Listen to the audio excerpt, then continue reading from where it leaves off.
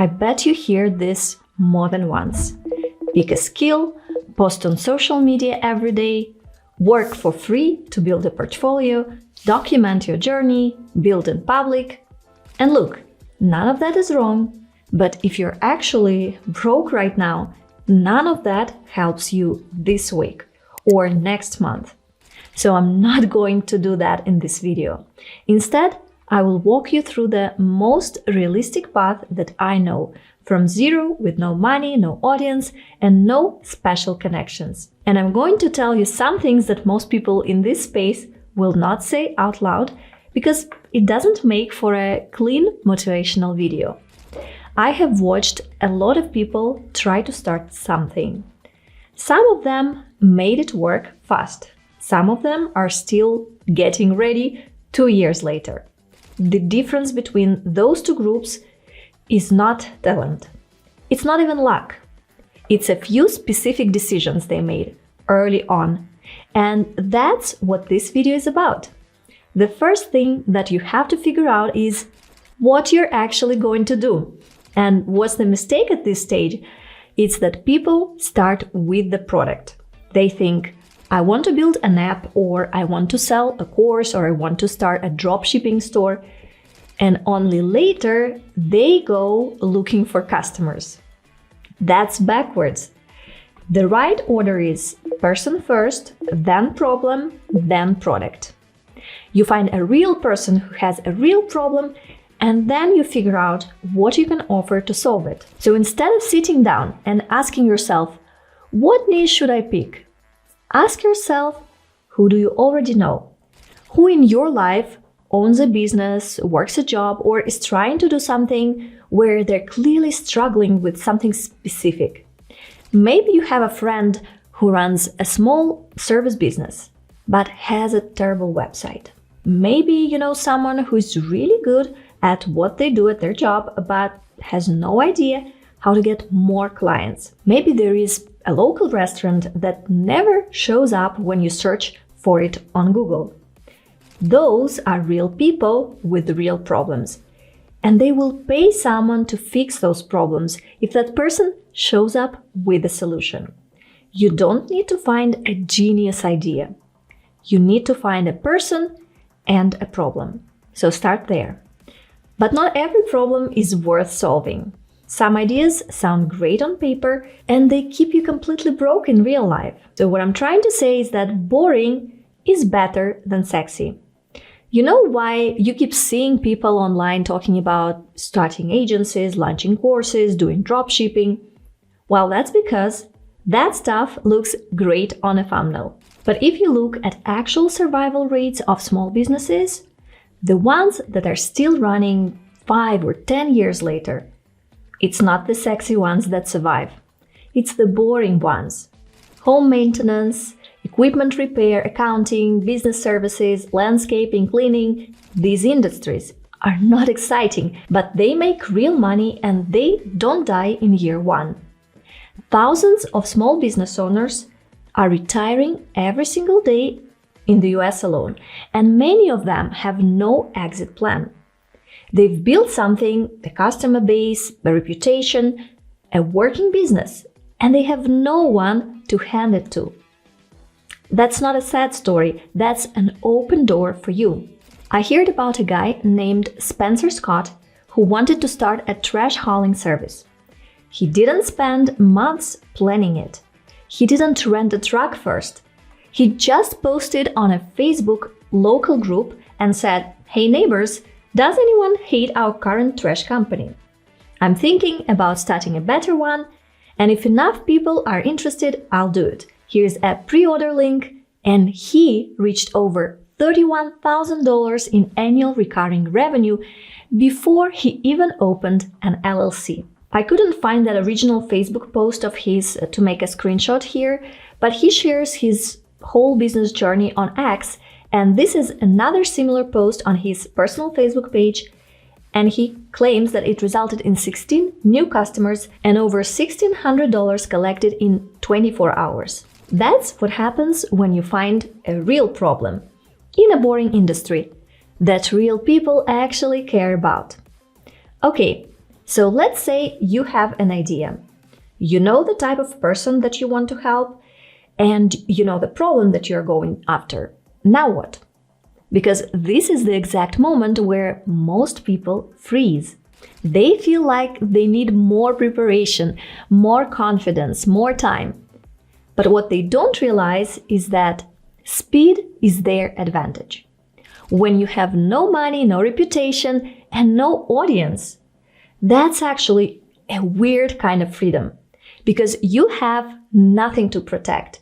You cannot lose something that you don't have yet, which means you can try things, you can embarrass yourself a little, get it wrong, and just try again.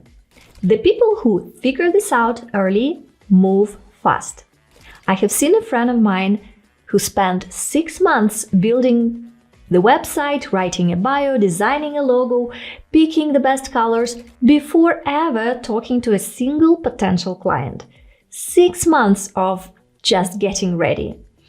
And I've seen someone else spend one afternoon writing 10 honest messages to people that they personally know, asking if they would be interested in what they're offering.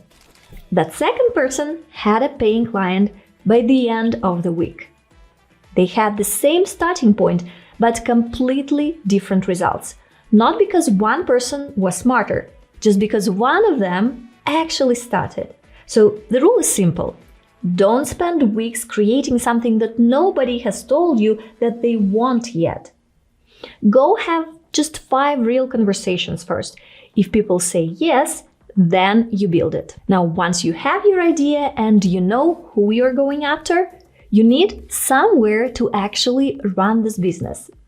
And this is where I see a lot of beginners accidentally waste money before they've made a single dollar.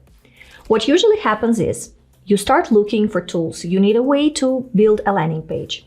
You need something to send emails. You need to track leads somewhere. You need a booking link so people can get on a call with you. Maybe a basic website.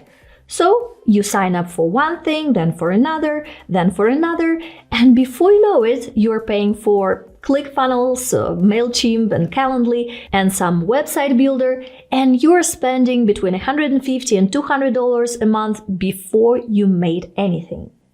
That's backwards too.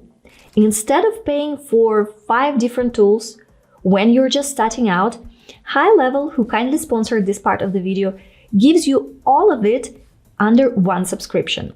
I'm talking about a funnel builder, email marketing, a CRM to track your leads, a booking calendar, and even a website, all in one place.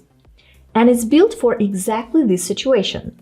Someone who doesn't have a team, doesn't have a big budget, and just needs the infrastructure to run a real business. And here is what that actually looks like in practice. Let's say you're offering a freelance service. Doesn't matter what it is. With High Level, you build a simple landing page in about an hour, nothing fancy, just something that explains what you do, and it has a button to book a call. That button goes straight to your booking calendar. When someone fills it in, they automatically get a confirmation email and a reminder the day before. And their information goes into your CRM, so you can follow up if they don't show. You've just replaced 5 different tools, and you set that up in an afternoon. For someone who's just starting a business, that's your whole backend done, and you can stop paying for a bunch of separate subscriptions that don't even talk to each other properly. So check the link in the description if you want to try High Level, and you will get an extended 30-day trial through my link. Now let's talk about actually getting someone to land on that page and book a call with you, especially when you have 0 experience and 0 portfolio. The thing that people will tell you is that you cannot charge for anything without proof. You need testimonials, you need a portfolio, you need experience, and that sounds reasonable, except there is a way to get around all of that without faking anything, without lying about your experience, and without working for free for months. So instead of asking someone if they would like to hire you, you just do some of the work and show it to them. Don't just send an email that says, "Hey, I'd love to help you with your social media? Do you want to get on a call? That gets ignored. Everyone sends that message. Instead, go look at their business, find something specific that you could improve and actually improve it, and then send them the result. You could redesign their landing page, edit one of their videos, rewrite their Instagram bio and explain why the new version works better. You could build them a sample email sequence. That's if you are a freelancer in one of these areas. Whatever your skill is, do a small piece of it for them, unprompted, and show up with it done. Then on the next step, you might be doing this common mistake: charging by the hour. This makes you feel like an employee. It also makes you easy to cut. If someone is looking to reduce their costs, your hourly rate is the first thing that they look at. So what you should do is package your services instead. Say instead of I charge $30 an hour to, say, write, format, and publish articles on your website, you could say, I will edit or create 8 articles a month, fully delivered for $600. That's a product now. That's something that they either want or they don't. There is no negotiation about how many hours something took. And one thing that you probably don't realize when you are just starting is that underpricing yourself doesn't help. You see, businesses and clients with real budgets, they don't buy cheaper. They buy better. They pay more for things that feel premium, that come with clear outcomes, that feel like a product rather than someone's time. Once you start thinking that way, everything changes. Getting one client is a great start, but one client is not a business. One client is a really stressful job. There is a specific set of moves that takes you from that first yes to something that actually keeps running. So once that first client is happy with your work, do not ask for just a testimonial. You should better ask them for a referral. Specifically, something like, is there anyone else you know who might find this useful? Just that question, when it's asked at the right moment, it does more for your early growth than any marketing you could do. And once work starts coming in regularly, there is a trap almost every beginner falls into. And it's sneaky because it happens at the moment when things are actually going well. The trap is this: every new client means starting over. New onboarding questions, new contract, new welcome email, new proposal. And when you have 2 or 3 clients, it feels manageable. But when you have 8 or 10 clients, you are drowning in admin and you have no time to do the actual work. So what you should do instead is template everything. Every email that you send more than once, save it. Every onboarding step, write it down and turn it into a checklist. This is actually where high level comes back into this, because once you've set up that booking calendar and CRM, you can build simple automations inside it. When someone books a call, they get a reminder automatically, or when someone becomes a client, they get an onboarding email automatically. You are not doing these things manually anymore. And then at some point, you want to stop relying completely on cold outreach and referrals. Not because they stop working, they always work, but because there is a better way to get inbound leads that doesn't require you to go hunting every month. That's your audience. An email list, a YouTube channel, even just a simple newsletter where you share what you're learning. You don't have to post every day. You don't have to go viral.